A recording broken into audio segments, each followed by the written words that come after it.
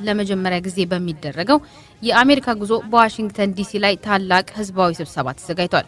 በእለቱ ወደ ኢትዮጵያ በመግባት የሚኖሩ የወደፊት የትግል አቅጣጫዎችና ሌሎች ሀገራዊ ጉዳዮች በስፋት ይዳሰሳሉ።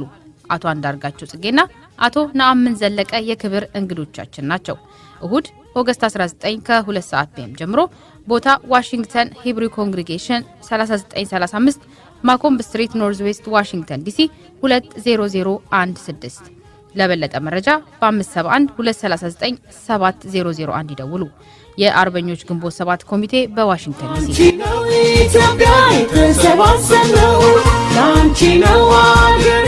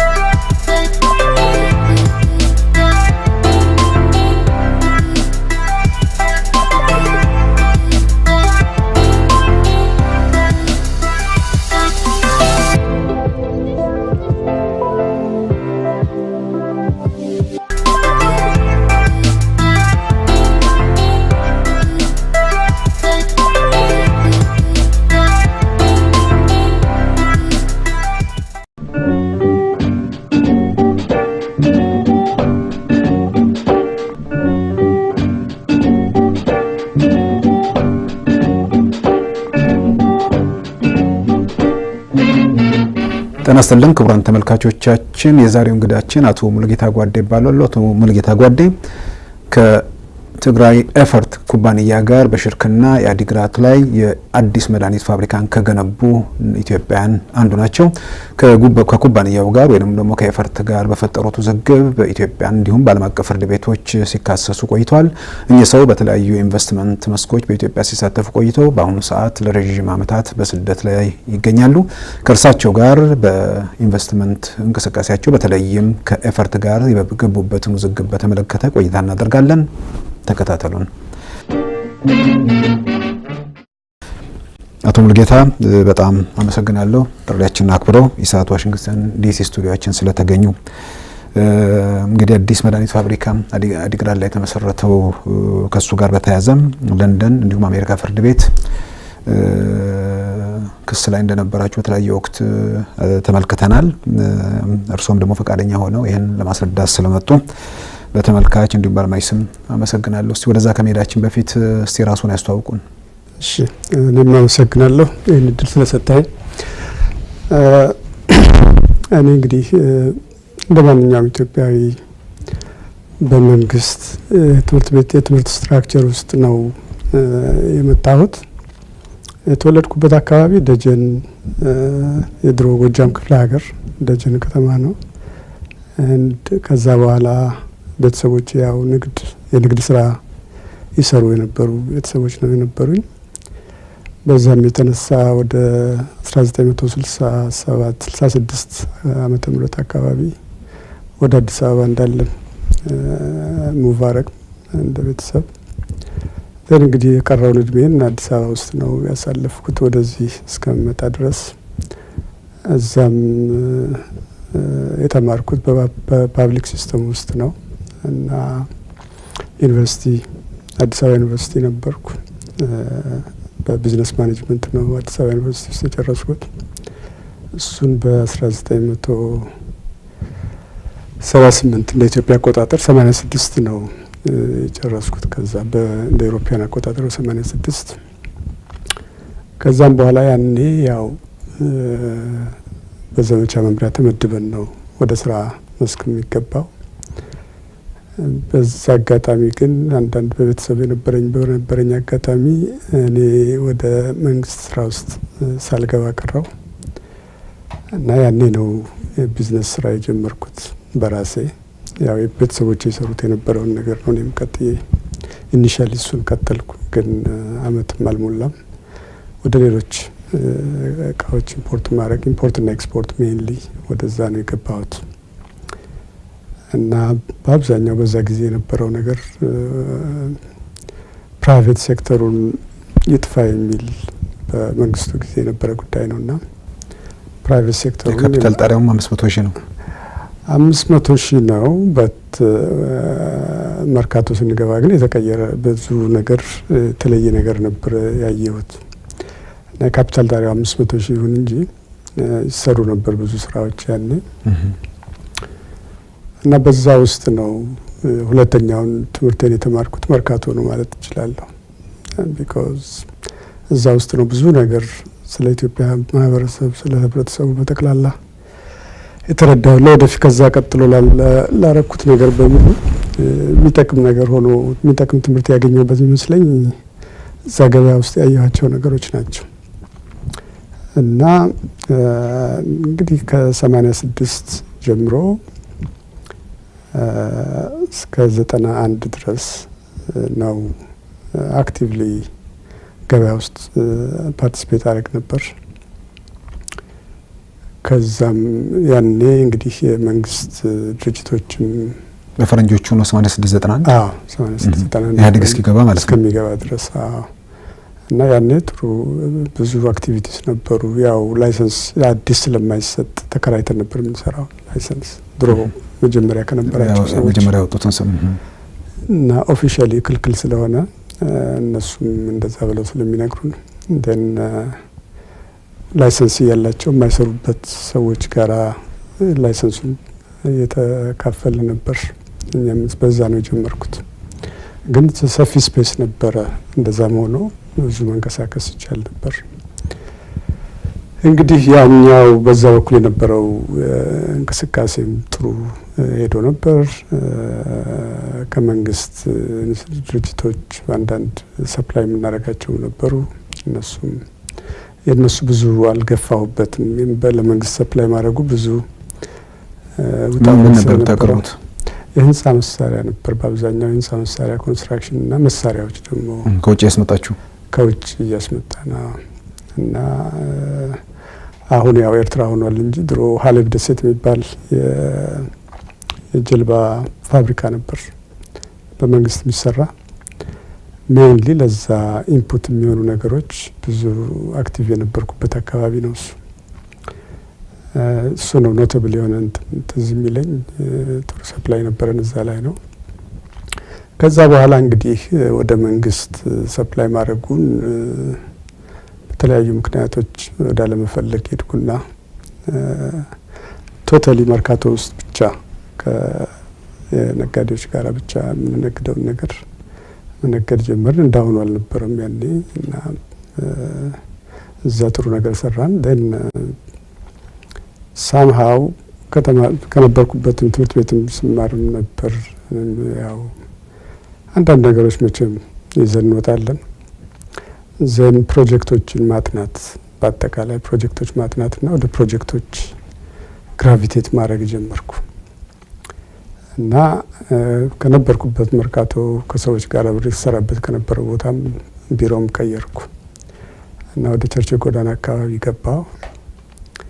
እዛ ከሄድኩ በኋላ ሜንሊ ድሮ የመንግስት ፕሮጀክቶች መንግስት ያስጠናቸው የነበሩ ፕሮጀክቶችን ነው በአብዛኛው ሪቪው ስናደርግ የነበረው እና እነሱን ፕሮጀክቶች ሪቪው ስናደርግ አይፒኤስ የሚባል ዶኖታው እንትን ትዝ ይልህ እንደሆነ ኢንዱስትሪያል ፕሮጀክት ሰርቪስ የሚባል ነበር እና እነሱ ያጠኗቸው ፕሮጀክቶች ነበሩ በአብዛኛው።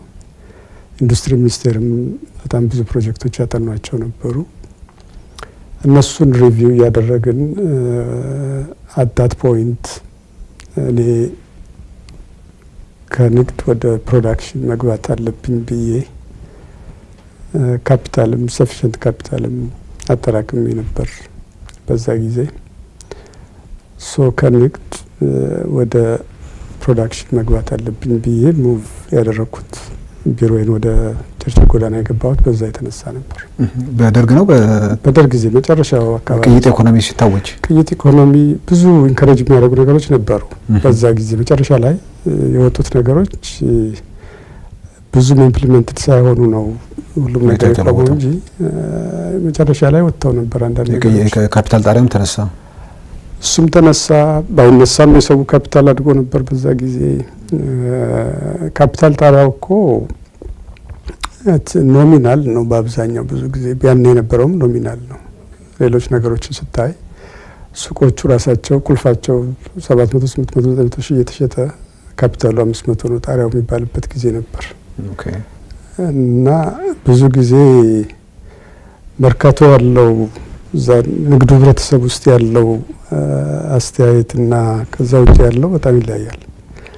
እና በእኔ እይታ ያኔ ሞር ሪያሊስቲክ ሆኖ ማግኘው የነበረው መርካቶ የነበረው ነበር እና ያ ነበርና በዛ አቅጣጫ አንዳንድ ፋብሪካዎች ኮንሲደር እያደረኩ ነበር።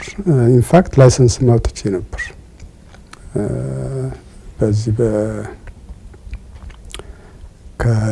ከፓስታ ከዱቄት ከእንትን ጋር የተገናኘ ነገር ኢንቴግሬትድ የሆነ ፉድ ፕሮዳክሽን ውስጥ የመግባት እንትን ነበረኝ እና ያኔ ያው እንግዲህ ጊዜ ይፈጃል። በዛ በፕሮሰሱ እያለን ነው ይሄ ነገር የመጣው። ሴኩሪቲ ጉዳዩን በጣም አስቸጋሪ የሆነው ያ እንደዛ ሲሆን እስቲ እንግዲህ በዚህ አመት አልፈን የሚቀጥለው አመት እናያለን የሚል ነገር መጥቶ ያው በዛ ላይ ቆመን ነው መንግስት የተቀየረው። እና ከዛ በኋላ በኢንቨንተሪም ብዙ ነገር የቆመበት ጊዜ ስለነበር እኛ በዛ ጊዜ ያው ጥናታችንን እንቀጥል። ለምን አት ሰም ፖይንት ነገሮች ሁሉ ዋን ዌይ ኦር ዲ አዘር መቀየራቸው ስለማይቀር አሁን አይደለውናን ከምንጠብቅ እናጥናና ፕሮጀክቶችን then when things open up እንግዲህ ያኔ የሚሰራውን እንሰራለን በሚል ነበር ሰራ ነው።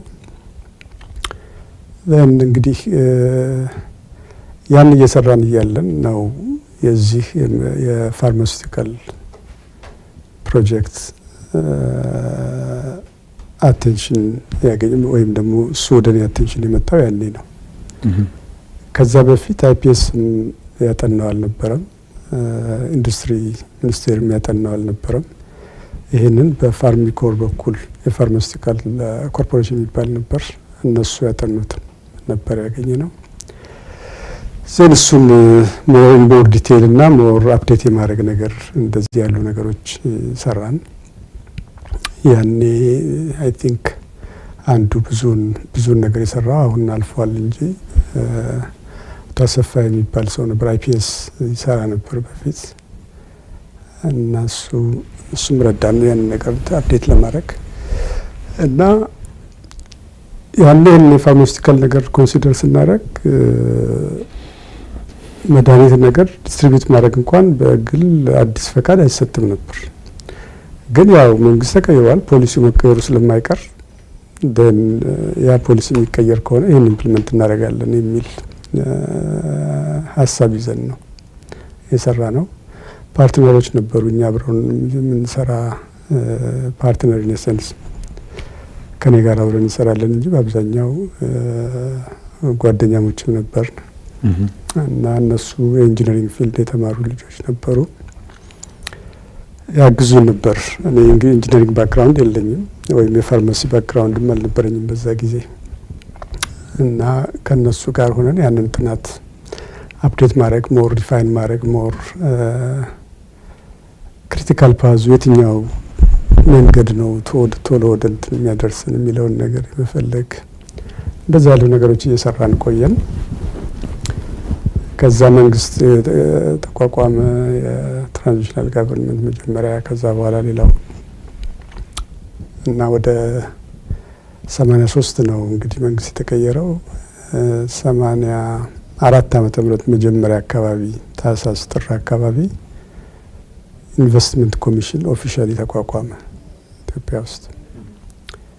ያኔ ነው ኢንቨስትመንት ኮሚሽን በአዋጅ ተቋቁሞ ግን ስራ አልጀመረም ነበር ፎር ሰም ታይም። ዘን እነሱን አፕሮች ያደረግንና ያ ጥናት የተጠናው እኛ ያየነው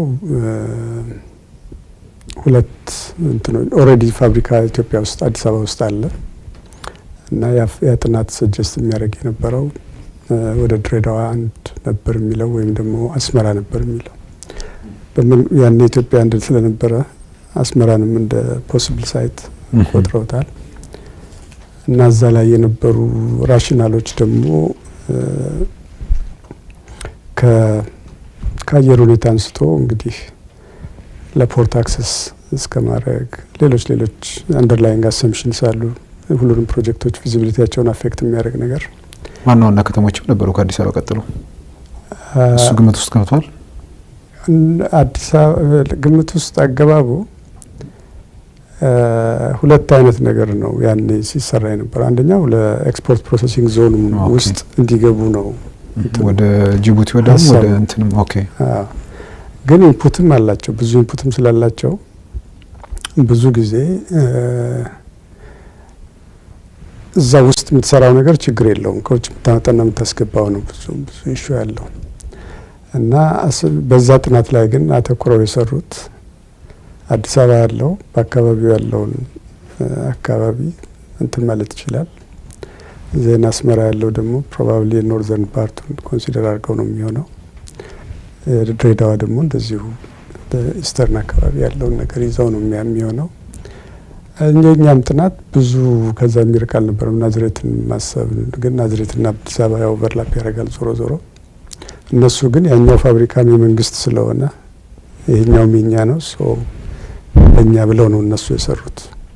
እና እኛ ደግሞ አዲስ ነው የሚሆነው እንደዚህ ትልቅም አልነበረም። እኛ ኮንሲደር ያደረግነው ፋብሪካ እንደዚህ ትልቅ አልነበረም። ኢትዋዝ 3 ወይም 4 ላይኖች የሚኖሩት ነበር ኮንሲደር ያደረግነው። ለምን የአቅም ጉዳይ አለ። ሁሉም ነገር እኛ በምንችለው አቅጣጫ ነበር ለመሄድ የምንሞክር የነበረው። እና ይህን እያደረግን እያለን ነው ኢንቨስትመንት ኮሚሽን ተቋቁሞ እንግዲህ እነሱ ፕሮጀክቶችን መቀበል፣ ኢንቨስትመንትን ጋይድ ማድረግ እንደዚህ አይነት ነገር የተጀመረው በያኔ ነው። እና ያኔ እንደዛ ሲጀመር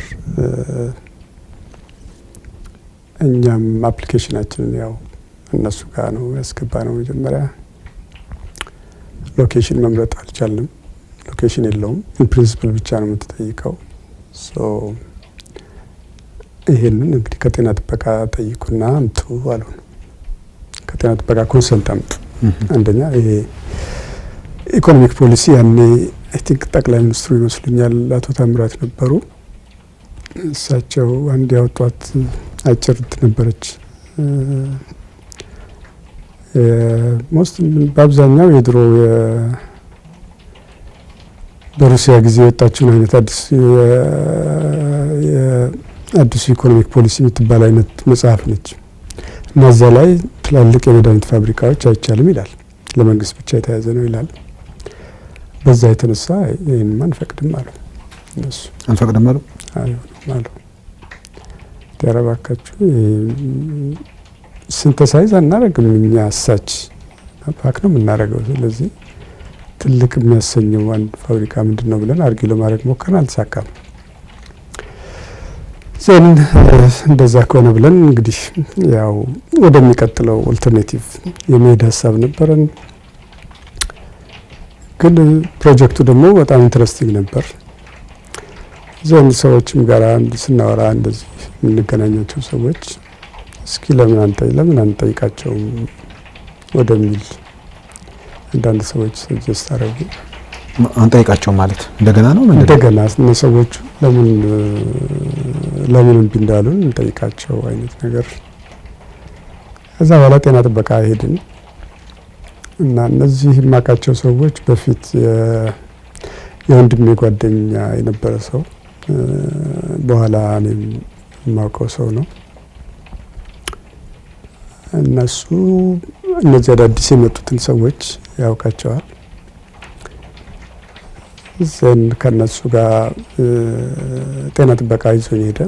ጤና ጥበቃ ሚኒስቴር እና እዛ ሄደን አንድ ሰው አገኘን። የጤና ጥበቃ የአንድ ዲፓርትመንት ሄድ ነው እዛ የነበረው። አቶ አባዲ መስፍን ይባላል። አቶ አባዲ መስፍን ይባላል እና አነጋገር ነው እና ፕሮጀክቱ እንደዚህ ነው ግን ከልክለውናል።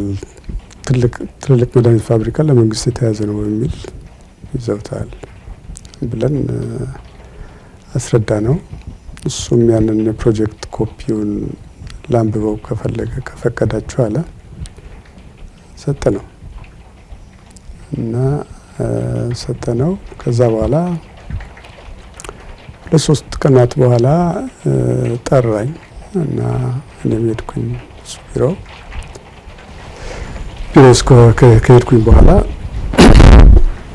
ፕሮጀክቱን አይቼዋለሁ እና እንደዚህ ነው፣ ኢንትረስቲንግ ነው፣ ጥሩ ነው። ግን ሌሎች ሰዎችን እንደዚህ አይነት ፕሮጀክት መስራት የሚፈልጉ ሰዎች ነበሩ እና ለምን አላገናኛችሁም ማለት?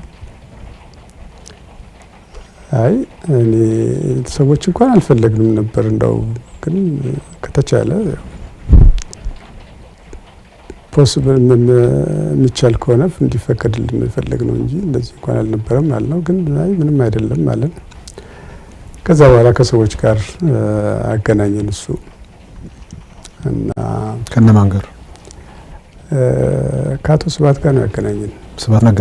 አዎ ከእሳቸው ጋር ነው ያገናኘን። እሳቸው ሳገኛቸው አንብበውታል። እሳቸውም እሳቸው አይ ኢንተረስቲንግ ነው ፕሮጀክቱ ለምን አይሆንም እንደሚባል እስኪ እንጠይቃለን፣ ግን ይህን ነገር መስራት የሚያስቡ ሰዎችም አሉ፣ ሱዳኖች ናቸው ነበር ያሉ ለኔ። ሱዳኖች አሉ ይህን ነገር መስራት የሚፈልጉና እንዴት ነው ዲማይ ሰራ ከነሱ ጋር አለ። አይ እኔ እንደሱ አላሰብኩም ነበር፣ ግን አብሮ መስራት እኮ ብዙ ችግር ያመጣል አልኳቸው። ለምን አሉኝ። አይ 50-50 ሆናችሁ ለምን አትሰሩም አሉ። 50-50 የሚባል ነገር አይሆንም። ዞሮ ያው አንደኛው ወገን 51 መሆን አለበት። ያም ግን እንግዲህ ብዙ ነገሮች ላይ ከተስማማ ነውና ትንሽ ከበድ ይላል። ግን ሌሎች ነገሮች የሚስተካከሉ ከሆነ እኔ በኔ በኩል አይደማኝ እንዳልኳቸው ዘን ሰምታይም ወሰዱ። ምን አሉ። ከዛ በኋላ ሌላም ሰው አልመጣም፣ ሱዳኖችም አልመጡም። እነሱ ናቸው እንደ ኤንድ ሳየው ያው አንድ አቶ አራያ የሚባሉ ሰው ኬሚስት ናቸው ባይ ፕሮፌሽን፣ አቶ አራያ ወርቅነህ ይባላሉ። እሳቸውን ነው በእነሱ በኩል የመጣው እና እሳቸው ያው ሂዝ ዊሊንግ ቱ ኢንቨስት አሉ። እዛ ላይ ፕሮጀክቱንም ወደውታል ተባለ እና እንዴት ነው ብለን ተነጋገርን። እሳቸው ኬሚስት ናቸው ባይ ፕሮፌሽን፣ የቢዝነስ ሰው አይደሉም። and ኬሚስትሪውን ሳይድ ብዙ ቴክኒካል ነገሮች ብዙ ያውቃሉ እና እንዴት ነው የምንሄደው እንደዚህ የሚል ሊጋል ፍሬምወርክስ ሌላውስ ነገር ሼርስ እንዴት ነው የምናደርገው ብለን ስንል አይ እኛ 60% መሆን አለብን አሉ። እንግዲህ ገና ፕሮጀክት ሳይት አልመረጥንም በዛ ጊዜ እና 60% ነው የምንሆነው አሉ እነሱ። አይ እንግዲያው እንደዛ ከሆነ እስቲ እኔ ላስብበት አልኳቸው።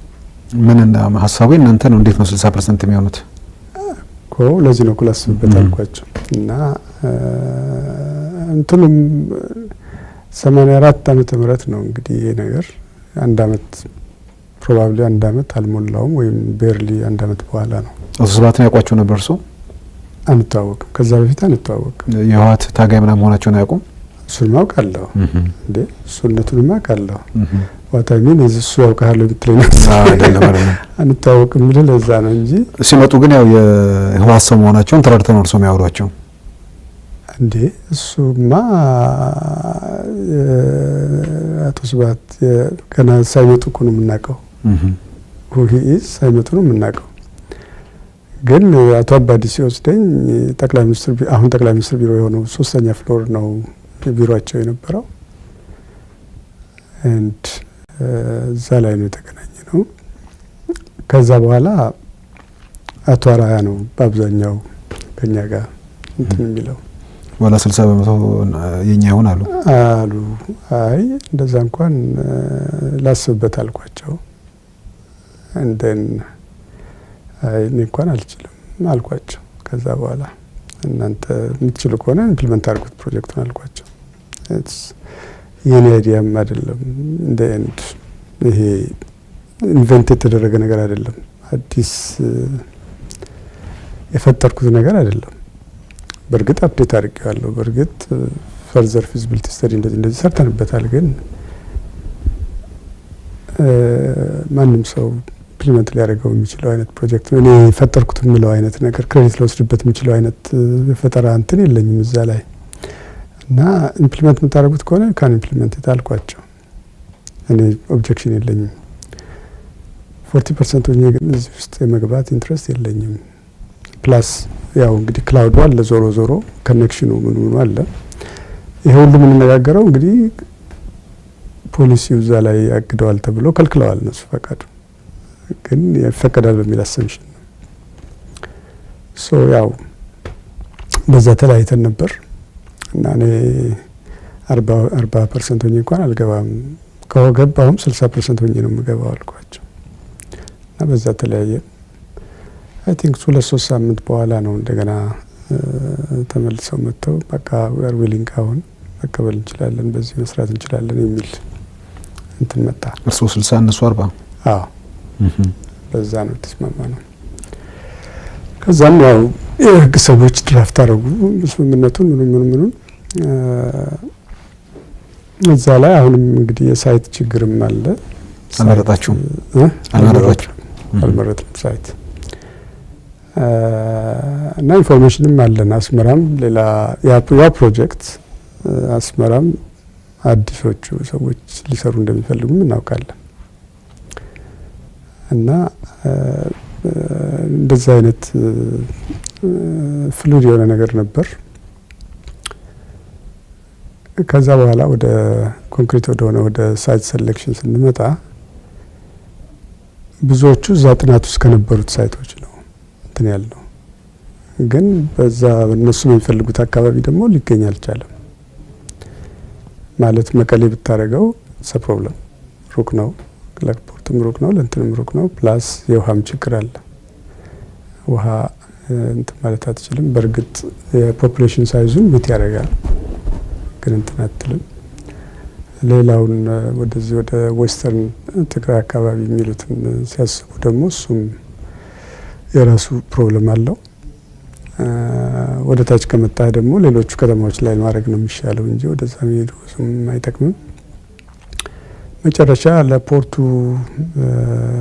ፕሮክሲሚቲ እና to some extent population wise ደና ሰው ያገኘንበት ወተር ኳሊቲም ደግሞ ወተር ኳሊቲ በጣም ጥሩ የውሃ ኳሊቲ የሚያገኝ ነው አዲግራት ነው ከነሱ እንትን ውስጥ እነሱ ምርጫቸው በዛ ዙሪያ ብቻ ነው እነሱ ምርጫቸው በዛ ዙሪያ ነው ትግራይ ውስጥ ከዛ ውጭ መሄድ አልፈለጉም እኔ ማሰብኩበትና አለመስራት ይቻላል ግን ጊዜ ማጥፋት ነው እዛስ ቢሰራ ምንድነው ዋይ ዛ ከሚለው ይልቅ ዋይ ኖት እዛ በሚል ራሽናል ማሰብ ይቀላል የሚል somehow at that point አንድ እንደዛ አይነት ስራ መስራት ይሻላል ወደሚል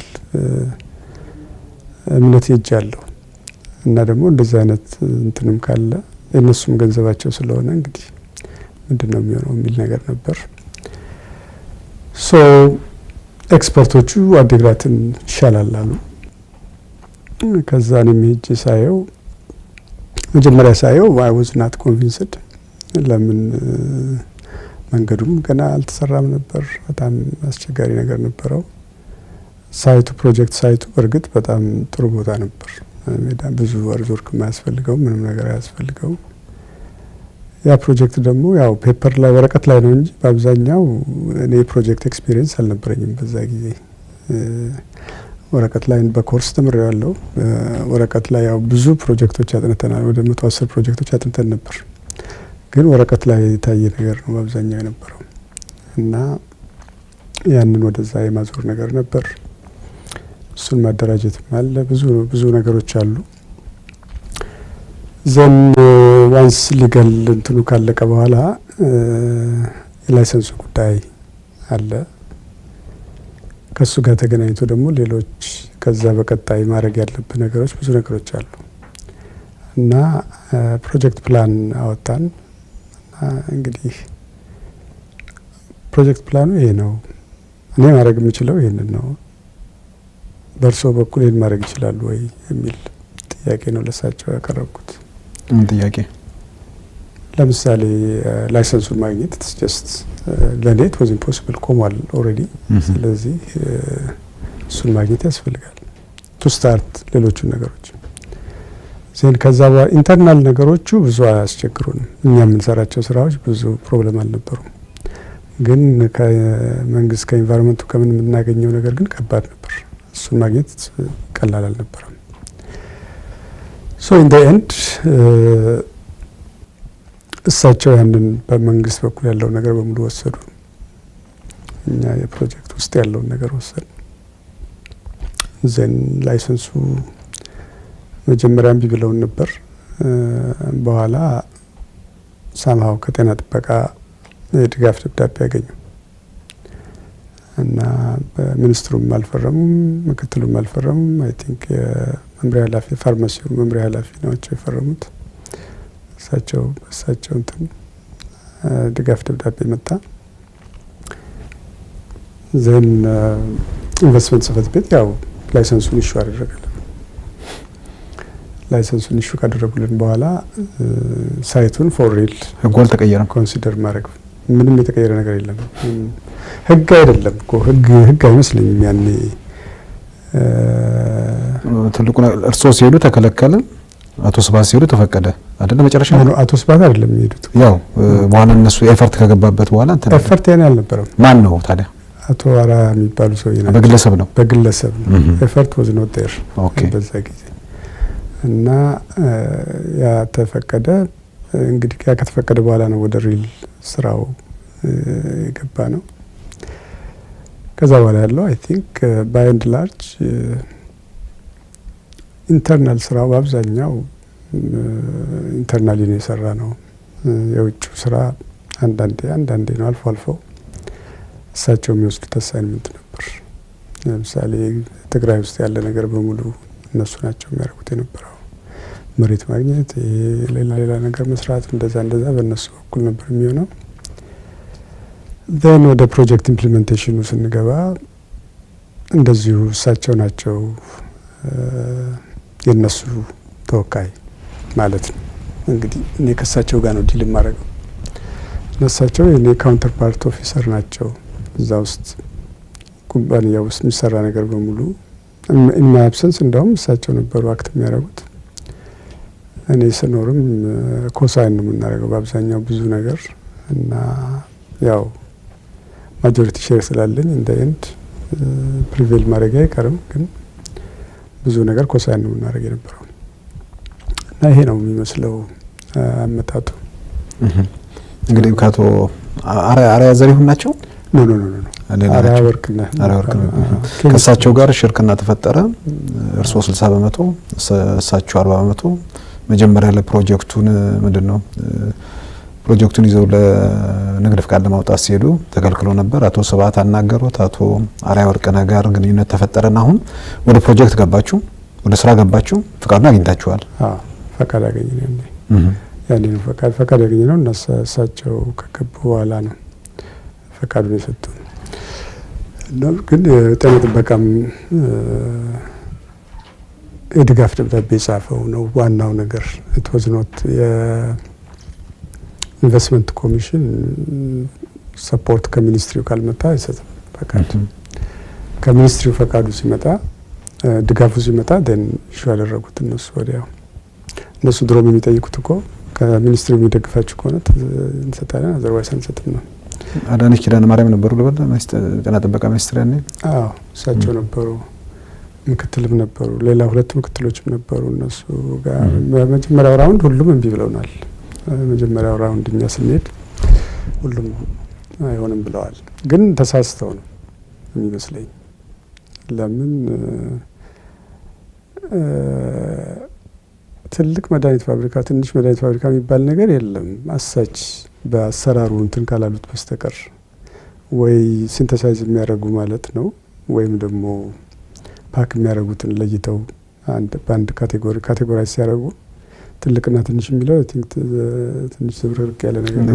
ወደ ኋላ ካለው ሁኔታ አንፃር ሲታይ የቲፒኤልኤፍ ሰዎች አቅዱ ወይም ነው ሀሳቡ ስላላቸው ለዛ ሊሆን አይችልም የተከለከለው። ከዛ በኋላ ለሁሉም ሰው ፈቀዷ። ከዛ በኋላ እኮ ሌሎች ሰዎች እንደዛ አይነት ላይሆን ይችላል ይሆናል እንጂ ሌሎች ሰዎች ከእንደማ ፈቃድማ መስጠት ከተጀመረ በኋላማ ይለቀቃል። የመጀመሪያው እናንተ መጀመሪያ ናቸው አይደል? አይ ቲንክ ሶ ይመስለኛል እንጂ ሌሎች እነዛ ሱዳን የተባሉት ሰዎችም መጥተው ነበረ ፋብሪካ መክፈታቸው ትዝ ይለኛል። ግን አይ ቲንክ የከብት መድኃኒት ይጨምራል ይመስለኛል። በዛ ነው የጀመሩት ይመስለኛል እንጂ ራይት አፍተር እንዳውም ከኛ ፈጥነው ነው እነሱ መክፈት ይቻላል። ለምን ትንሽ ነገር ነው እኛ የሰው እንትን ስለሆነ እንትኑም ሰፋ አለ ትንሽ ፕሮጀክቱም ሰፋ አለ። ላይኖቹም ምን እንደማስበው 3 4 ሳይሆን 9 እና 10 ላይን ነበር የነበረው እና in terms of sheer size ትንሽ ከፍ አለ እና ከኛ ቀድሞም እነሱ ትንሽ ነች ግን ለግቢ ውስጥ ያው ፋብሪካ ብለውታል እንጂ ያው ፋብሪካ ነበር አይ ቲንክ ይመስለኛል። እና ከዛ በኋላ ለሁሉም ፈቀዱ። ኢኒሺያሊ ግን ኢንቨስትመንት ጽሕፈት ቤት that was የነሱ አቋም እንደዛ ነበር። እንግዲህ እናንተ በዚሁ ስምምነት መሰረት ስራው ቀጠለ? አዎ ቀጠለ። ፋብሪካው ተገነባ? ፋብሪካው ተገነባ። ማምረት ጀመረ? ማምረት እንግዲህ 84 ላይ ነው ፈቃድ የወሰድነው። ከ85 ጀምሮ ፕሮኪርመንት አለ፣ ቢልዲንግ አለ፣ ዲዛይን አለ፣ ኦል ዶስ ሲቪል ወርኩም አለ፣ ብዙ ነገሮች አሉት። እነሱ ስራዎች ነበር የሚሰሩት። የመጀመሪያው አይ ቲንክ የመጀመሪያው 7 8 9 ወር የዲዛይን እና የሰፕላየር መምረጥ ምናምን ነው የነበረው እና በዛ ነው ብዙ ጊዜ ተፋው። ዘን እንግዲህ አክቹዋል ሳይቱን ይዘን እንግዲህ አርዝወርክ እና ምናምን ስንጀምር ኦልሞስት 1 አመት ሆኗል ፕሮጀክት ስራ ላይ ማለት ነው። ከዛ በኋላ ነው ፕሮጀክት አክቹዋል ፕሮጀክቱ ላይ ፊዚካል እንቅስቃሴ ፕሮጀክት የሚጀምረው እንግዲህ ፕሮጀክቱን ቻርተር አዘጋጅተ ቻርተሩ ላይ ስትስማማና መቀጠል ስትወስን ያኔ ነው ፕሮጀክቱ ቴክ ኦፍ አረገ የምንለው። then ከዛ በኋላ እነዚህ ለፕሮጀክቱ አስፈላጊ የሆኑት ነገሮች መጀመሪያ ላይ የሚሰሩት ናቸው የሚሰሩት። በእኛ ሀገር አነጋገር ደግሞ ፕሮጀክት ተሰራ የሚባለው ፊዚካል ኮንክሪት ሲቀበርና ሌላ ነገር ሲሆን ነውና ፕሮጀክቱ አክቹአሊ የፊዚካል የሲቪል ወርክ ስራና ሌሎች ነገሮች የተጀመሩት ኦልሞስት 1 አመት ሆኖታል። እና በዛ በ85 ዓመተ ምህረት አይ ቲንክ በሱ ነው የጠፋው በአብዛኛው በዝግጅቱ በዲዛይኑ በምኑና 86 ላይ ግን ኮንስትራክሽን አክቹአሊ ጀምረናል። አይ ቲንክ 86 87 በሱ ነው ይሄድ ነው። 2 አመት በደንብ ኢንተንሲቭሊ ተሰርቷል። እና ወደ 88 አካባቢ ማለት በ96 ማለት ነው በፈረንጆች ብዙ ነገር ሰርተን ኤሌክትሪካል እና አንዳንድ ኤሌክትሮሜካኒካል ነገሮች ላይ ደርሰናል። በዛ ጊዜ 96 ላይ እዛ ጋር ገብተናል። በባንክ ብድር ነው ባንኩ 70% አካባቢ ባንኩ አበድሮናል። ግን ባንኩ ሲያበድረን ወርኪንግ ካፒታል ምናምን ጨምሮ ስለነበረ አክቹአሊ 70% ላይ አይደርስም። የኛ እነሱ እንደ ወርኪንግ ካፒታሉንም እንደ ስለሚቆጥሩት እንደ ኮንትሪቢዩሽን ስለሚቆጥሩት ፕሮባብሊ 65 አካባቢ 65 አካባቢ ይሆናል። እና ባይዘው ግን ሁሉም በገንዘብ ነው ኮንትሪቢዩት የተደረገው። ካይንድ የመጣ ነገር የለም። አንዲት መኪና ብቻ ፕሮባብሊ 40 ሺህ ብር ነው እንደዚህ የምትሆን በእነሱ በኩል በጥሬ ገንዘብ ነው የቀረው። በእነሱ በኩል የቀረው በሙሉ በጥሬ ገንዘብ ነው የተከፈለው። ሁሉም ሳይድ ያለው በጥሬ ገንዘብ ነው የተከፈለው። ካፒታሉ ስንት ነበር? ካፒታሉ 53 ሚሊዮን ነበር። መጀመሪያ ስንጀምረው 28 ሚሊዮን አካባቢ 23 ነው 24 ሚሊዮን አካባቢ ነበር። በኋላ ግን በየጊዜው አሜንድ እያደረግን ነው የሄድነው እና መጨረሻ ወደ ፕሮዳክሽን ስንገባ 53 ሚሊዮን ነበር። እና ግን በዚህ መሀል ብዙ ነገሮች አብረው ተፈጠሩት ነገሮች እንግዲህ ወደ አሁኑ ጉዳይ ያመጡን ናቸው። ስራ ከመጀመሩ በፊት ማለት ነው። ስራ ከመጀመሩ በፊት ምን ተፈጠረ? መጀመሪያ ያንን 60-40 እንዴት ሆነን እንደገባን ቅድም የነገርኩ ነገር ነው። ዘን ኤፈርት የሚባል ድርጅት ተቋቋመ። 95 ዓመተ ምህረት ይመስለኛል በኢሮፒያን አቆጣጠር ሌት 95 አካባቢ ማለት ነው። እና እኛ በዛ ጊዜ 95 ላይ መጨረሻው አካባቢ ሲቪል ወርክ ያገባደድን መተን ወደ ኤሌክትሮሜካኒካል ወርክ ምን እየገባን የመጣንበት ጊዜ ነው። ኤሬክሽን ነው የሚባለው። ኤሬክሽን የምንሰራበት ጊዜ ነው። ፕራክቲካሊ ግንባታው ማቆም ማለት ነው። ግንባታው ያለቀ ጎን ለጎን የሚሄዱ ነገሮች አሉ ብዙዎቹ። አንዱ አንዱን የሚከተል ስራ ካልሆነ there are some mechanics መቆየት ያለብህ ለኮስት ስትል ሊድ ታይም አለኝ ብለህ ደግሞ ልትሰራም እንደ ሪሶርስ አሎኬሽንህም ነውና ጎን ለጎን የሚሄዱ ነገሮች ነበሩ።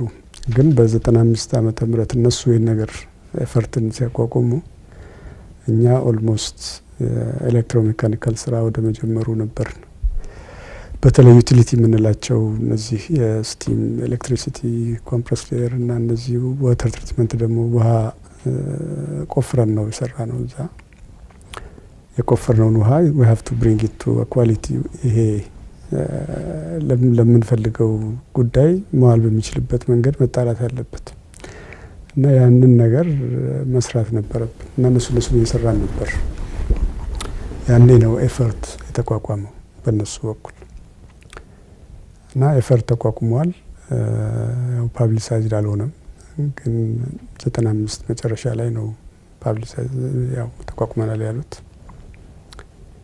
ከዛ በኋላ አፍተር ፕሮባብሊ 2-3 ወር በኋላ 96 መጀመሪያ ላይ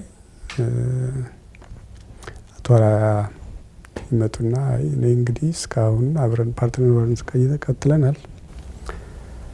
አሁን ሼርን ኤፈርት ለሚባል ድርጅት ልሰጠው ፈልጋለሁ አሉ።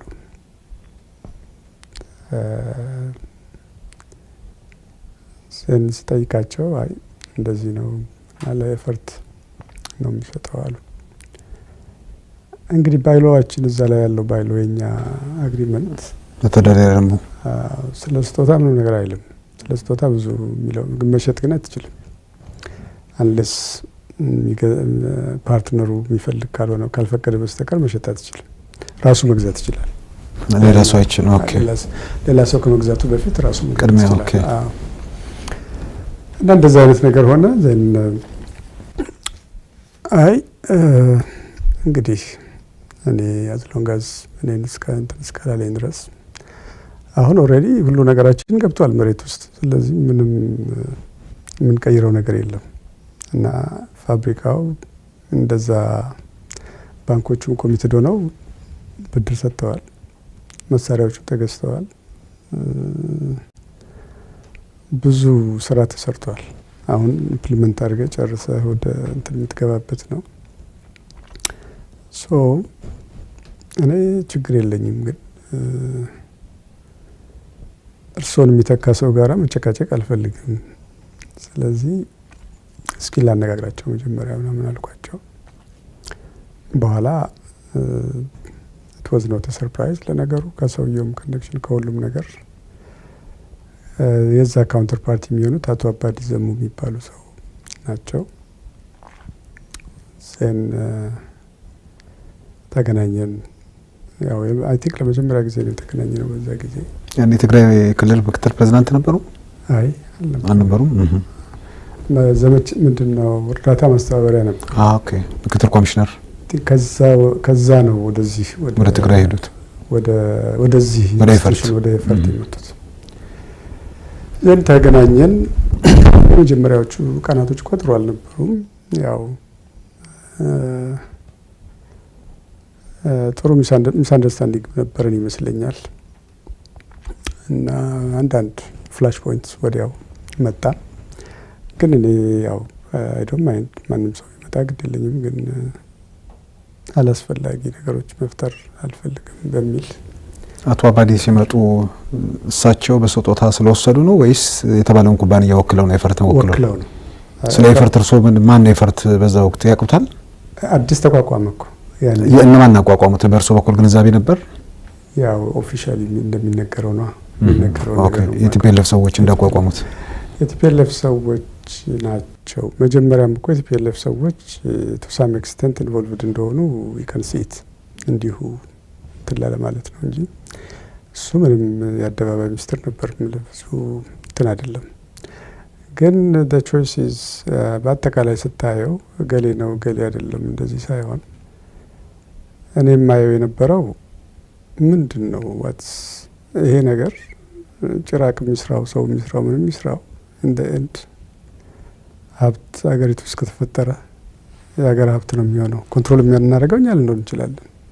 ኤክስ ኮንትሮል ያደርገዋል፣ ዋይ ኮንትሮል ያደርገዋል። ያ ግን ሀብት በመፍጠሩ ላይ ብዙ አይሜ ቢሮ ሳሳት ይችላል፣ ግን ብዙ ችግር የለብኝም አሳች። ለምን መፍጠሩ አይደለም ችግሩ፣ ዞሮ ዞሮ አለመኖሩ ነው የበለጠ ችግር።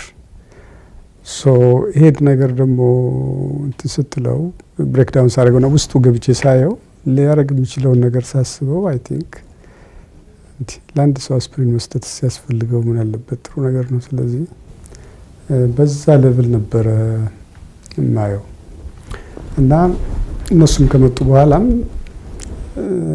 ፕራክቲካል በሆነ ነገር ላይ ነው መነጋገሩ እንጂ ሌላው ነገር ላይ ብዙ ኢንቮልቭድ አልነበርኩም።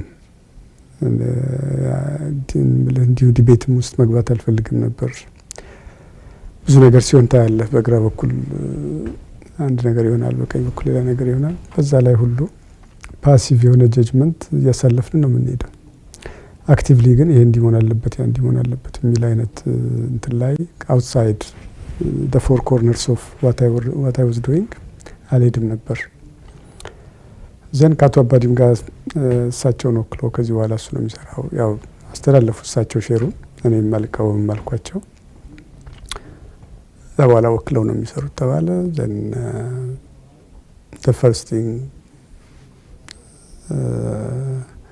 ብሪፍ አድርገኝ ብለው ጠየቁኝ። አይ እኔ ማርሶም ብሪፍ አላደረግም እንግዲህ የሰጠሁት ሰው ብሪፍ ያድርገውት እንጂ እኔ እርሶን ብሪፍ አላደረግም አልኩት። ምን ሆነ ብሪፍ የምታደርጉት? እኮ that's what እሱ እኮ ነው ችግሩ።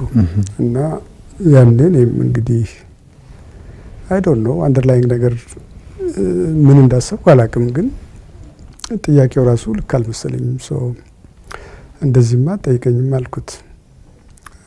ስለዚህ ሰራተኞች መጠየቅ ትችላለህ ሌሎች፣ እኔ ግን አንተን ብሪፈር አላደርግም አልኩት። ከዛ በዛ ላይ አቆምን። እሱም ከዛ በኋላ ተመልሶ አልጠየቀም። ዘን የኤፈርት ዋናው ኃላፊ አቶ ስዬ ነው። አይ ቲንክ እሱ ነገረው ይመስለኛል ከኔ ጋር የተነጋገርነውን ነገር። ዘን አቶ ስዬ ጋር ተገናኘን። እሱ ምንም ማግኘና ያው ሚስ አንደርስታንዲንግ ነው እንዲህ ነው ተባለ። ኦኬ ብለን ያው ጨረስን። ከዛ በኋላ ግን ሳየው ሰውየው he was not really ያን ያህል አስቸጋሪ ሰው አልነበረም to work with። ከዛ በኋላ ያው የሚቀጥለው ችግር እንደገና ተነሳ። ይሄ 95 ዓመተ ምህረት መጨረሻ ነው። 96 ላይ እንደዚሁ አንድ ቀን እንገናኛለን። ተገናኘን። አቶ ስብሐትና እሱ ናቸው። አቶ አባዲ ወይስ አቶ ስዬ? ነው አቶ ስብሐትና አቶ አባዲ። ዘን እኛ ማጆሪቲ ሼር መሆን እንፈልጋለን፣ ኤፈርት ማጆሪቲ ሼር መሆን እንፈልጋለን እና ይሄንን እንዴት ነው ብለው ጠየቁኝ። እንዴ ይሄን እንዴት ትጠይቁኛላችሁ? ምን እንድላችሁ ነው የምትጠይቁኝ አልኳቸው። እኔ እናንተ ምን እንደሆናችሁ አሁን እናውቃለን። ሶ እኔን የምትጠይቁኝ ለምንድን ነው የምትጠይቁኝ እንደዚህ አይነት ጥያቄ? እናንተን እንደዚህ በጠይቃችሁ አትፈልጉም። አይ ነው ሶ እኔ ለዚህ እንኳን መልስ አልሰጣችሁም አልኩና ሄድኩት ያኔ ወደ ሳይት ሄድ ነበር። ሳይት ሄጄ ከዛ በኋላ ግን በዛው አስመራ ሄድና ከአስመራ ወደዚህ ሀገር መጣ ነበር ወደ አሜሪካ እና ወደዚህ መጣሁ። እዚህ መጥቼ አንድ አይ ቲንክ 3 ወይም 4 ሳምንት ነው የቆየሁት እና ተመልሼ ሲሄድ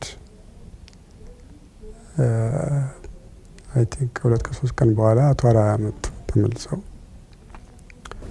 እና እሳቸው አቶ ስዬ ጋር እንድትነጋገሩ ፈልጋለሁ አሉ። ያው እንደተጣላን አውቀዋል። ስለዚህ እንግዲህ ያው ነግረዋቸው ነው የሚሆነው። አቶ ስዬ ጋር ተገናኘን። የመጀመሪያ ቀን ስንገናኝ ነው አዲስ አበባ ነው። አዎ አዲስ አበባ የመጀመሪያ ቀን ነው የምንገናኘው እና ያው እነሱ የሰሩት ስራ ልክ አይደለም ምናምን አለኝ። መጠየቅ ምኑን ልክ አይደለም እንዳለኝ መጨረሻ ላይ ሳይገባኝ ቀረ። ለምን እነሱ ልክ አይደሉም ካለኝ በኋላ እንደዛ ከሆነ ችግር የለኝም ስራዬን እሰራለሁ ብዬ ስል ግን እኛ ማጆሪቲ ሼር ማጆሪቲ እንዲኖረን እንፈልጋለን አለ። ልክ ያልሆነው ምንድነው? ኢንፋክት ያለኝ ምንድነው እኔም አቶ መለስም በጣም ነው የተከፋ ነው እነሱ ባደረጉት ባነሱት ጥያቄ አለ። ሲጀምር የመጀመሪያ ጊዜ ነው እኔ አቶ መለስ ለስብሰባ ትግራይ ሲሄዱ ሄደው እንደሚጎበኙ አውቃለሁ፣ ፋብሪካውን እንደሚያዩት አውቃለሁ።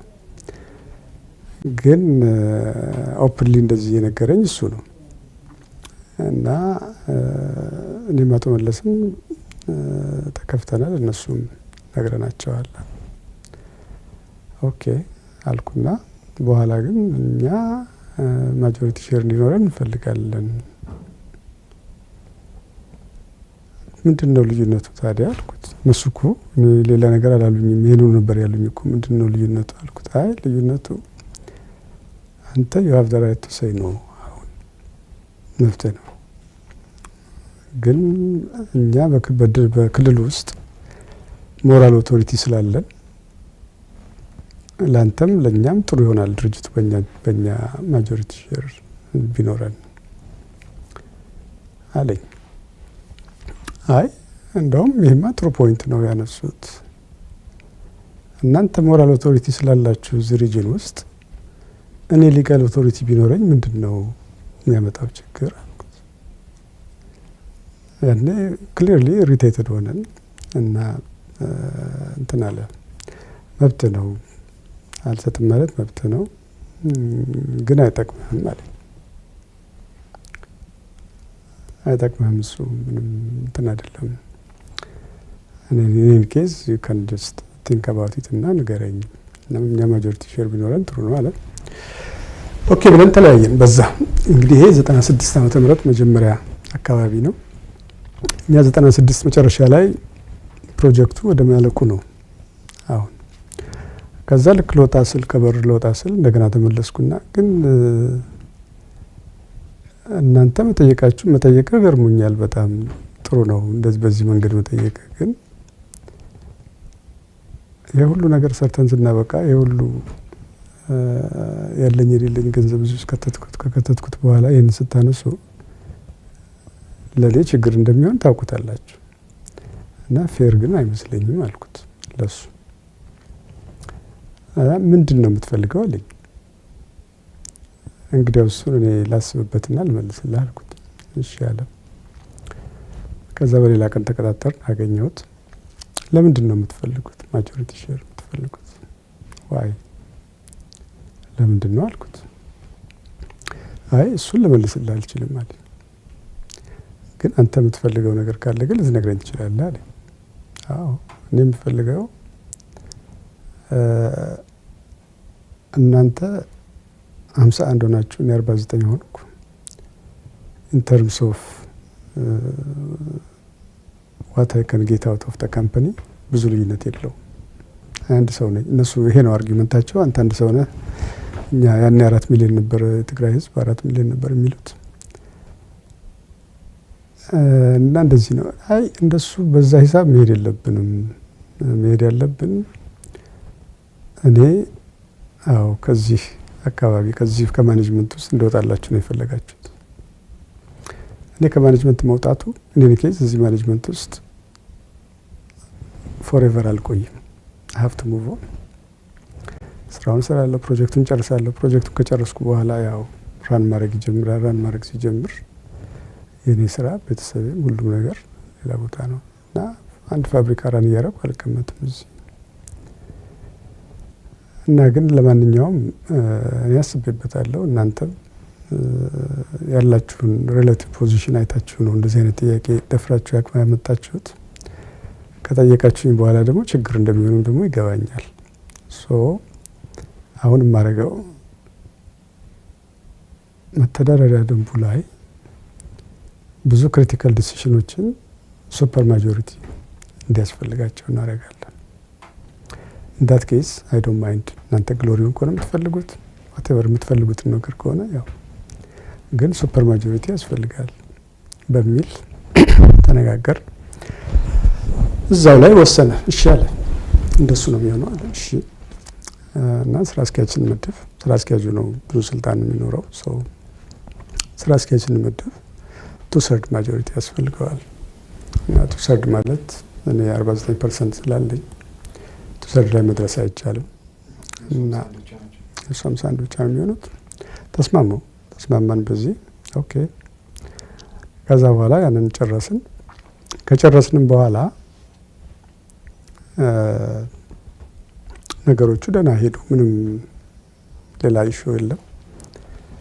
እኔ ነኝ ስራ አስኪያጅ 49% ቢሆን በዛው ነው የሄድኩት።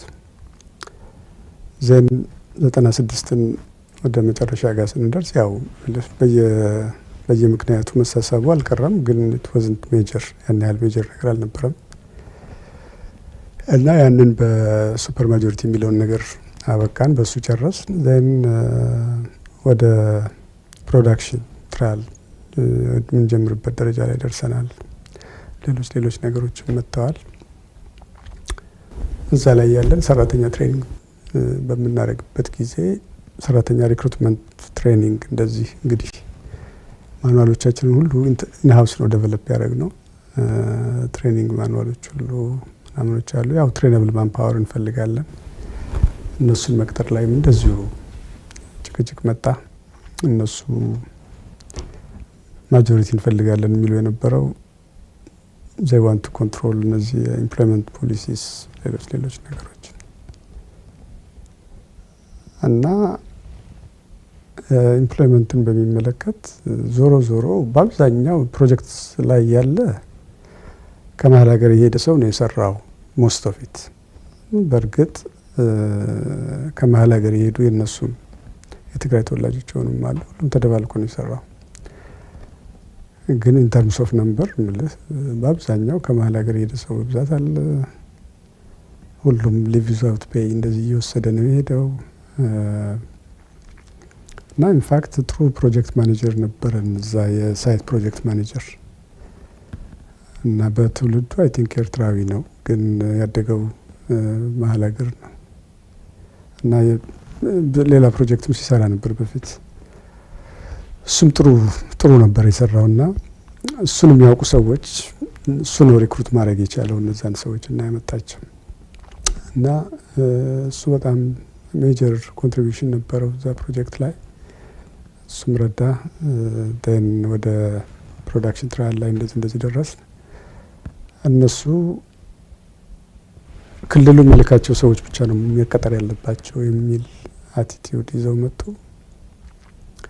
እኛ የላክናቸው ሰዎች ደግሞ ኦፕን የሆነ ኢንቪቴሽን አድርገው ኳሊፋይ ያደረጉትን ሰዎች በእኛ ባወጣናቸው እንትኖች ውስጥ የሚወድቅላቸውን ሰዎች ብቻ ነው መቅጠር የሚፈልጉት እና ይሄም ትልቅ ነገር ሆኖ በእነሱ ደረጃ ዲስከስ የሚደረግ ነገር ሆነ። ሰራተኛ ከትግራይ ብቻ ነው ከትግራይ ብቻ መሆን ከትግራይ ነው እሱማ ከትግራይ ብቻ አይደለም።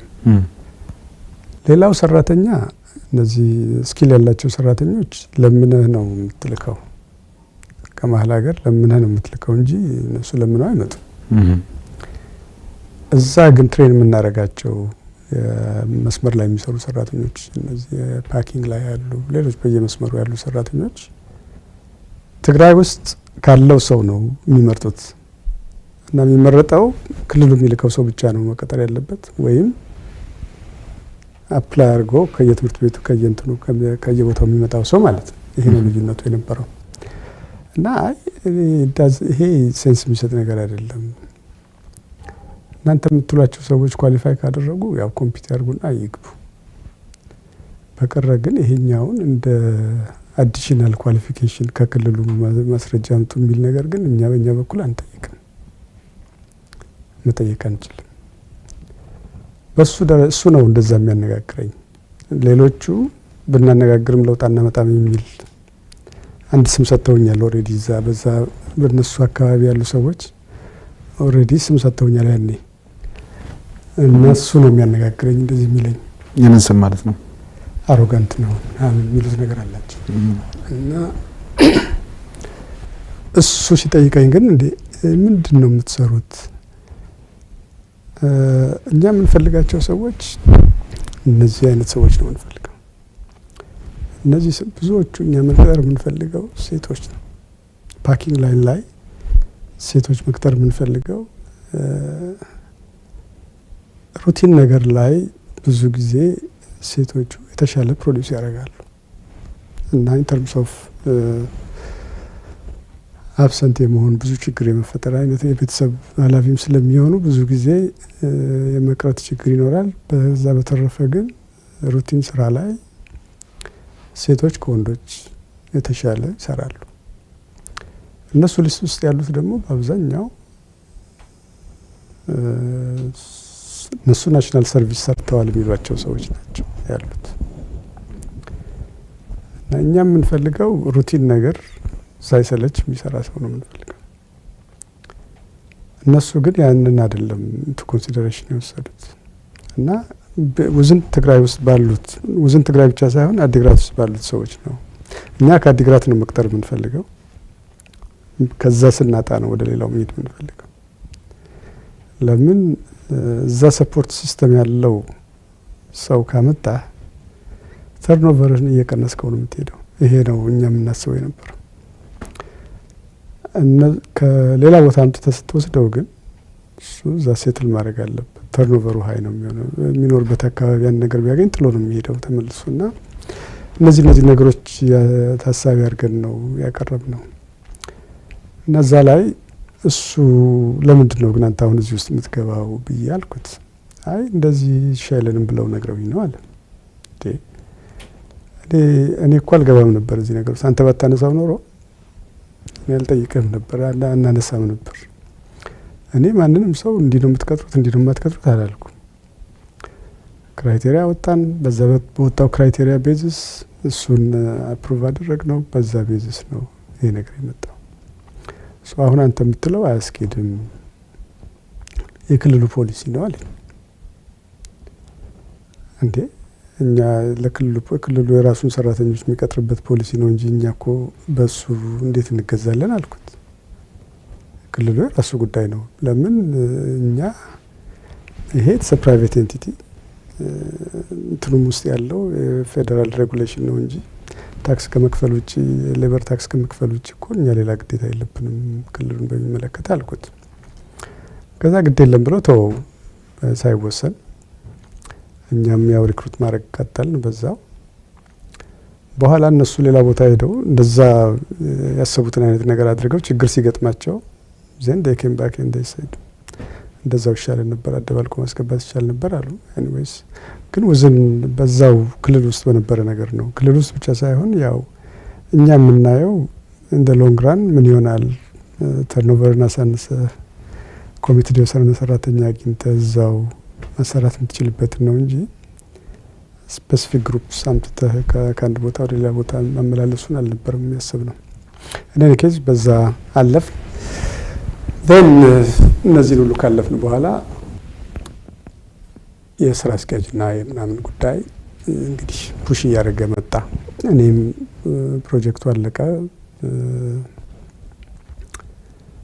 ፕሮጀክቱ ፉሊ ኮምፕሊትሊ ሳያልቅ ነው እንዲመረቅ ፕሬሸር ነበራቸው እነሱ መመረቅ አለበት ብለው ነበር የተወሰኑ ላይኖች ራን ያደርጋሉ ግን ሁሉም ላይኖች ራን ያደርጉ እና ሁሉም ላይኖች ራን እንዳያደርጉ ደግሞ ያው ቴስት ምታረጋቸው አሉ ቴስት አረጋለ እንደገና ሪካሊብሬት ምታረገው ነገር ያደረክ ነው ኦቨር ታይም ነው ሪፋይን ምታረገው እና እዛ ፕሮሰስ ላይ ያለ መመረቅ ይችላል ምናምን የሚባል ነገር ትንሽ እንትን አለ እነሱ ይፈልጉት ነበር ለራሳቸው ፐርፐዝ ያው አስመረቅን በዛ ጊዜ ማን መረቀው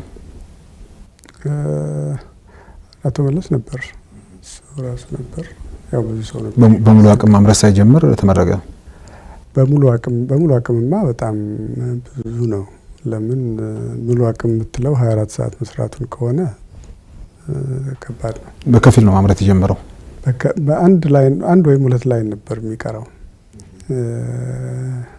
ሞር ዲፊካልቲ ነበሩ ሁለት ላይኖች ነበሩ እነሱ ነበሩ እንጂ ሌላው ሁሉም ኮሚሽን ሆኖ አልቋል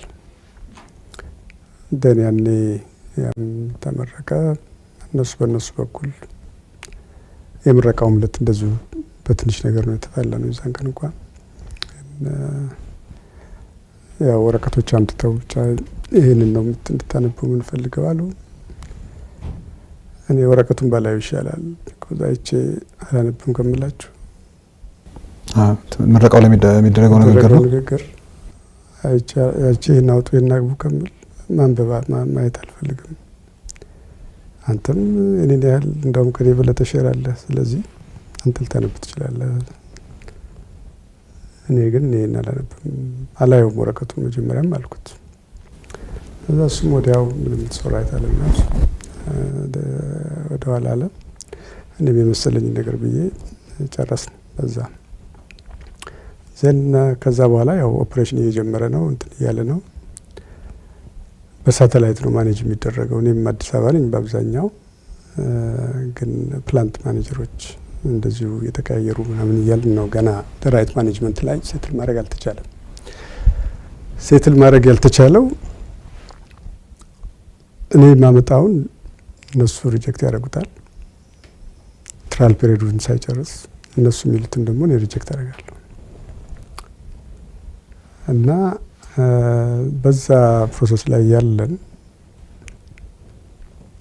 ክሪቲካል የሆኑ የውጭ ሀገር ግንኙነቶች እንደዚህ እኔ ነበርኩ ማረጋው በዛ ጊዜ ፋክተሪ ማኔጅመንቱ ላይ ፋክተሪ ፕላንቱን ማኔጅ ማድረግ ላይ ያው ብዙም ሰዎች ነበሩ እዛ የሚሰሩ ደስ እናረግ ነበር ያን እያደረግን ያለ ነው እንግዲህ ሪሊ የእውነት መጋጨት የጀመረው ለምን እነሱ ማኔጅመንት የራሳቸውን ማኔጅመንት አዋቅረው ማምጣት ይፈልጋሉ እኔ ደግሞ እነሱ ስላመጣቸው ሳይሆን ዘርናት ጉድ ኢናፍ ይሄን ድርጅት ራል ያረጉት አይችሉም ብዬ ስለማስብ በዚህ ነው የምንጋጨው ዘን እንግዲህ መሄድ አልተቻለም በጣም አስቸጋሪ ነገር ሆነ እና ስብሰባ እንሰበስባለን ስብሰባ ተሰብስበን ግን በአብዛኛው ሌላ ቦታ ተጨቃጭቀው የመጡትን ነገር ነው እዛ ስብሰባ ላይ እንደገና ያነሱት ከርሶ ጋር ማን ይሰበሰብ ነበር ከኔ ጋር ያኔማ ሁሉም ይሰበሰባሉ ማን ነው አቶ ሲይም ነበር እነሱ ወጥቷቸው እርሶ ጋር ማን ነበር ከኔ ወገን ያ ፕሮጀክት ማኔጀር የነበረው አቶ መለስ ይባላል መለስ ተክሉ ይባላል እሱ ወክለኝ ነበር አንደኛው አንዱ የቦርድ አባል እሱ ነበር እና እንደዛ አይነት ፍሬ የሌላቸው ብዙ ስብሰባዎች አደረግን። ግን in the end ያው የተረዳነው አብረን መሄድ እንደማንችል ነው የተረዳነው በሁለታችን መሀል። ለምን ስትራቴጂክ ስብሰባ ስትራቴጂክ ፕላኒንግ የሚል ስለ ድርጅቱ ስትራቴጂክ ታርጌት እንነጋገር፣ ስትራቴጂክ ፕላን ስራ የሚል ነገር የሚል ስብሰባ የሚል አጀንዳ አቀረቡ። ያንን እንነጋገራለን ስንል ከውጭ ሀገርም ከዚህም ከሁሉም ቦታ እነሱ አሉን የሚሏቸውን ሰዎች ሰብስበው ነው ያመጡት። እኛ እኔ እዛ ስደርስ ብዙም አላውቀው ሰው ነው ያገኘሁት እና ይሄን ልጅ ብቻ ነው የማውቀው። እኔ መለስን ነው እዛው እኔ ጋር ስለነበረ እሱን ነው ያለው እንጂ ሌሎቹ አብዛኛው ብዙዎቹን አላውቃቸው። አንዳንዶቹ የነሱ የፓርቲ አባላት ናቸው። ስብሰባ ብለው ጠሩ። እንግዲህ ቀደም ብለው ነው የነገሩኝ ለነገሩ። ግን ስትራቴጂክ ስብሰባ ሲባል ያው የእውነት ስብሰባ መስሎ ነበር። እኔ ዘን እዛ ሳይት ስንሄድ ስናያቸው ብዙ ግርግር አለ፣ ብዙ ሰው ስላለ ብዙ ግርግር አለ። እንደዚህ ምን እንደሆነ አልገባኝም። ከዛ ያው አቶ ስዬም ነበረ፣ አቶ አባዲ አለ፣ ሌሎችም የነሱ ሰዎች አሉ፣ እኔም ነበርኩ። ይሄ መለስ የሚባለውም ሰው ነበር እና እሱ ለምን ይገባል አሉኝ። እናንተ ከካናዳ ከምናምን ሰው ስታመጡ ቦርድ አባል የሆነውን ሰው አይገባም ትላላችሁ ስብሰባ አልኳቸው። እና ለምንድን ነው እንደዚህ የምትሉት ብዬ ዝም ብዬ ያው አይ እኔ ምናልባት ብዬ ነው አለኝ ዝም ብሎ። እና ምን እንደሆነ አልገባኝም እንጂ እነሱ ሀሳባቸው ሳምቲንግ አንድ ግርግር እንዳለ ገብቶኛል። ከዛ ያይ እንግዲህ ደህና ስብሰባ እንገባለን አልን። ገባን። አጀንዳ ብሎ አምጥቶ ሲያወራ ለኔ የሰጡኝ አጀንዳ ሌላ ነገር ነው። በእነሱ ግምገማ ነው ስብሰባቸው።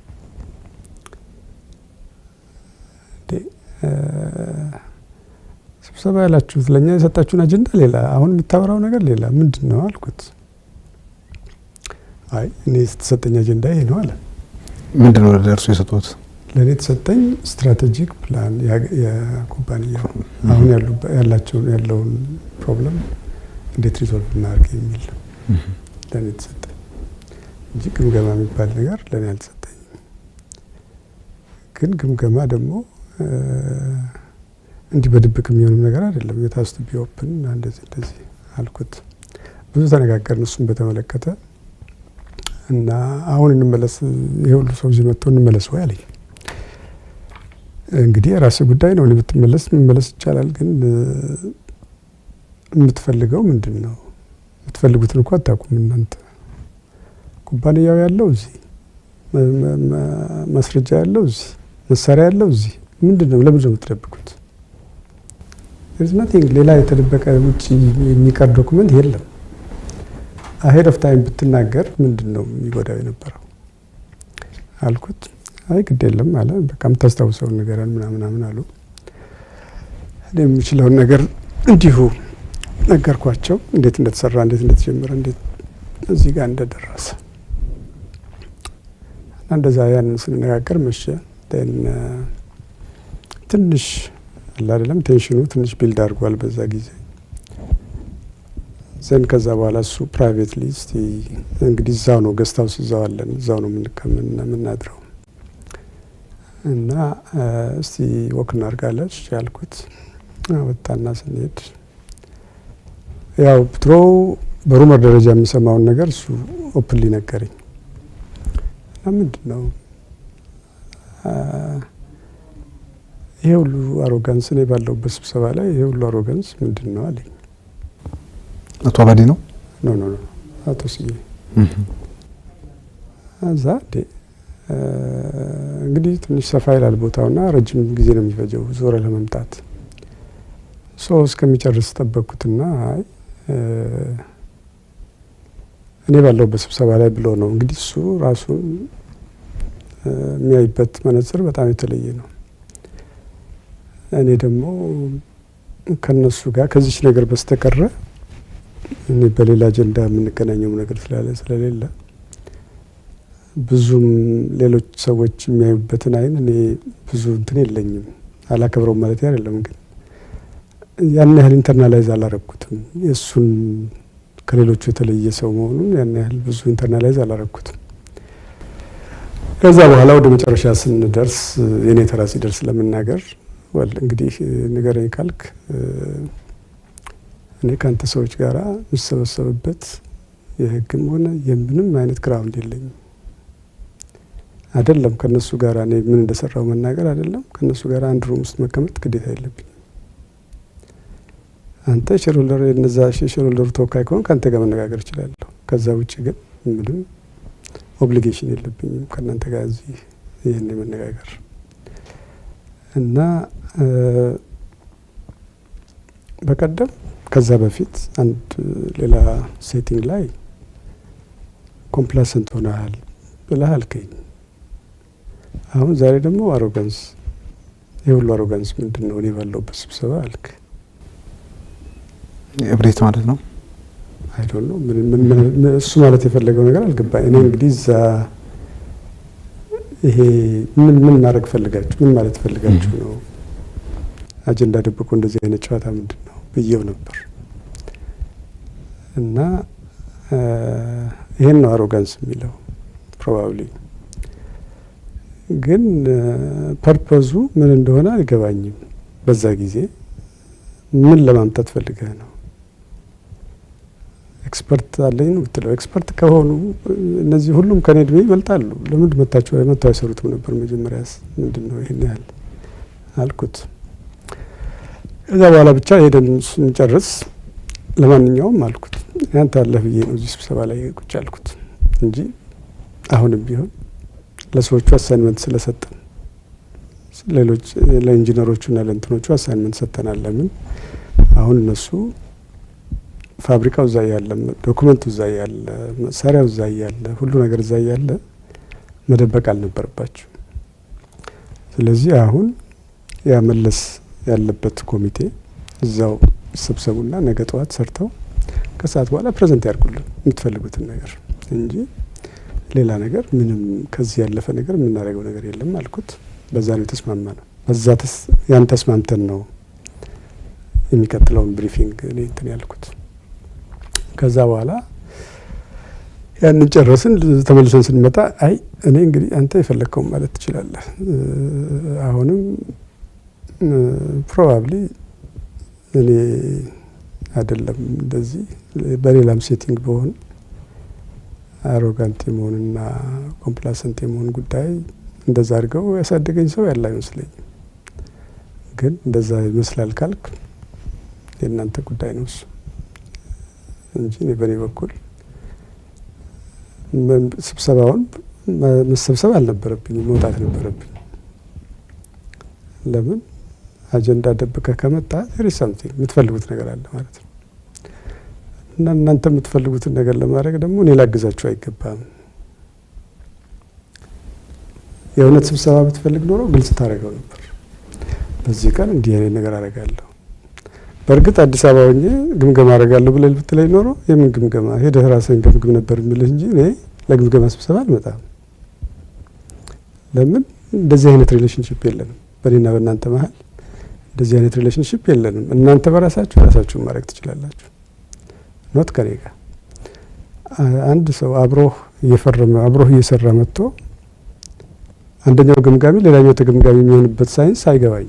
ሶ ይሄ ነበር የሚሆነው መልሴ። እሱን ስላልተናገራችሁ የስ መጥቻለሁ።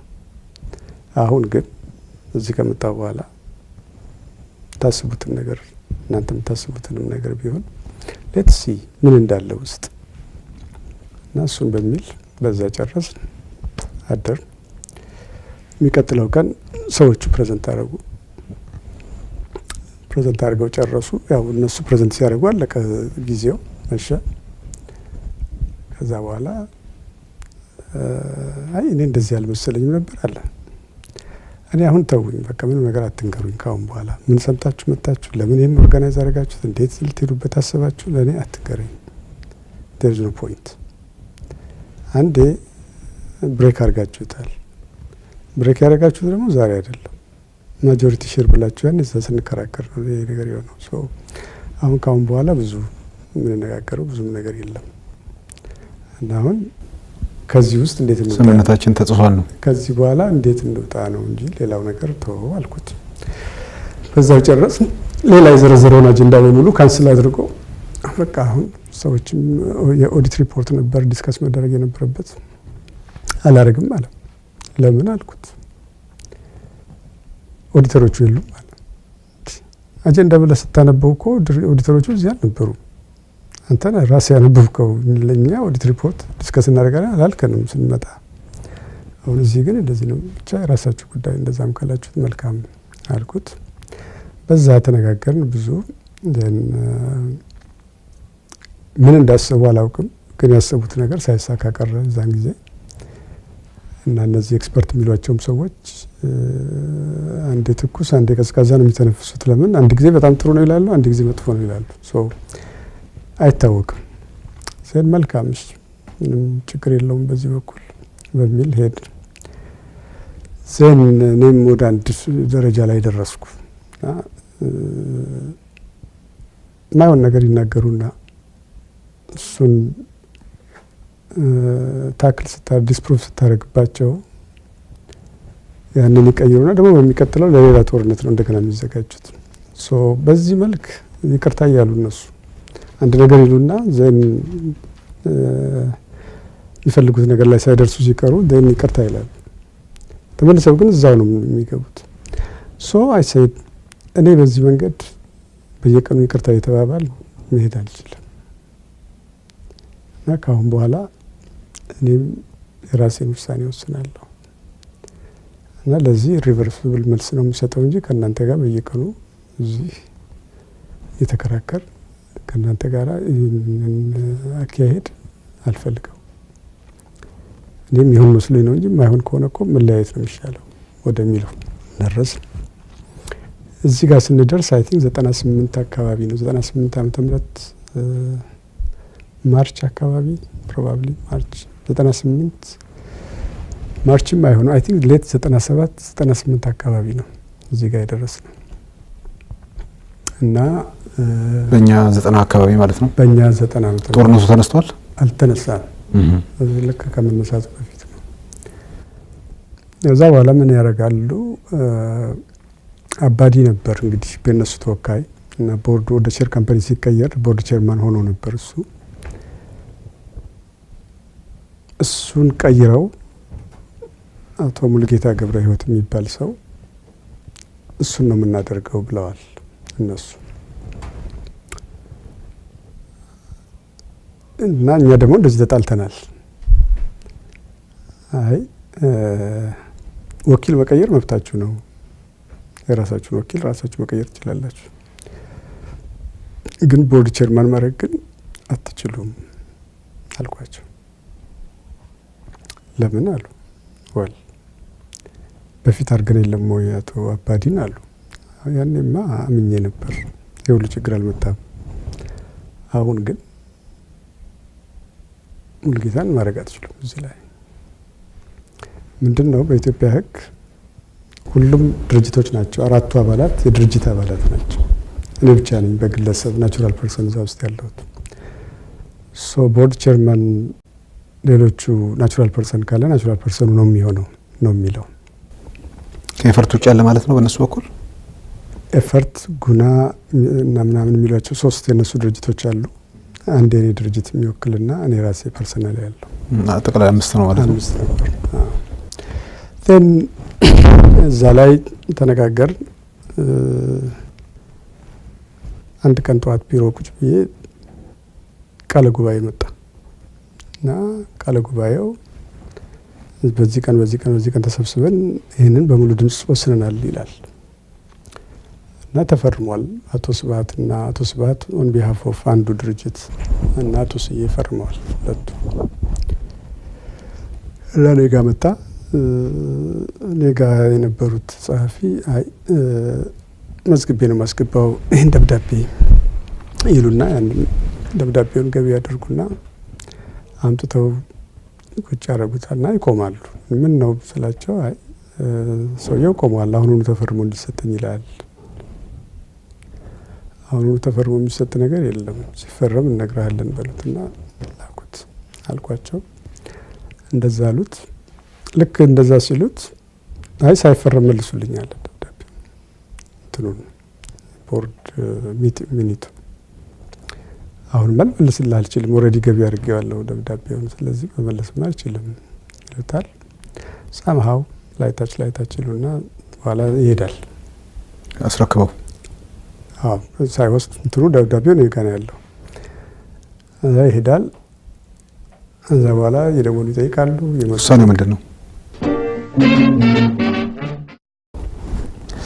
ክቡራን ተመልካቾቻችን ከአቶ ሙሉጌታ ጓዴ ጋር የተጀመረው ውይይት አልተጠናቀቀም። ሁለተኛውንና የመጨረሻውን ክፍል ሳምንት ይዘን እንመለሳለን።